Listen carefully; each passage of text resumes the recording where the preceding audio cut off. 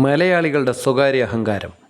Communist പ്രഭാവത്തിന് ലോകമാകെ കാരണഭൂതമായ മുത്ത്, രണ്ടു ചങ്കുള്ള രായകുമാരൻ, ചാടും കുതിര, പറക്കും കുതിര, ദൈവതുല്യൻ, മാൻഡ്രേക്ക്, കബാലി എന്നു വേണ്ട എന്തെല്ലാം വിശേഷണങ്ങളാണ് നമ്മുടെ പൊന്നു തിരുമനസ്സിനുള്ളത്. അത് തന്നെ കേരളത്തിലെ ഒരു സാധാരണ പ്രജയും ഏറ്റുപാടുന്നു. എന്തോ ഒരു മുതലിത്. ഈ ജയിലിൽ കിടക്കണമാർക്ക് വരെ 650 രൂപ 560 രൂപ ശമ്പളം കൂട്ടുന്നല്ലോ. ഈ മറ്റു തൊഴിലാളികളെല്ലാം ഇവിടെ അറസ്റ്റിൽ ഇവിടെ ഉണ്ടായിരുന്നല്ലോ. അവർക്കൊക്കെ വേണ്ടി ഇയാൾ എന്ത് ചെയ്തു? ആശാവർക്കർ എന്ത് ചെയ്തു? ഇയാൾക്ക് തലയ്ക്ക് പ്രാന്താണെന്ന് തോന്നുന്നു. അതായത് ഇപ്പോൾ ഞങ്ങൾക്ക് പറയാനുള്ളൂ, ഉള്ള ഒരു പൂജ എന്തുകൊണ്ട് കമ്മ്യൂണിസ്റ്റ്, നല്ലൊരു കമ്മ്യൂണിസ്റ്റ് പാർട്ടി, ഞങ്ങളെല്ലാം കമ്മ്യൂണിസ്റ്റ് പാർട്ടികളായിരുന്നു. എൻ്റെ അച്ഛനെല്ലാം ഞങ്ങളെല്ലാം കമ്മ്യൂണിസ്റ്റ് പഴയ ആളുകളായിരുന്നു.